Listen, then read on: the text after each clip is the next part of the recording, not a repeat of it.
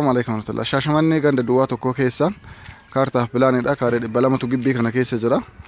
Asiin axanaa kana bira yookaan masjiida Khulafaa Raashidiinaati. Keessa isinitti agarsiisa. Kun guutuun isaa kaaree 500 irraa kaaree 200 addaan kutamee tika gurguramaa jiru kaartaa adda baasanii jirani.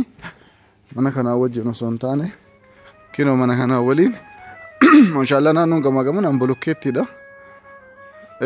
Mana kanaa waliin kuno kaaree 200 hojjaan 20 garaan 10 jechuudha. Warqiin kunillee walumaan gurgurama. Munni irra jiru kunillee walumaan gurgurama. Balballi maashaallah akka jaabaati. Ilakinu achiin gana balbala gibbii qara walii gala haxiratanii balbala qofa baafatan. Waan biraa xaarii fixeera warreen hoyyuu.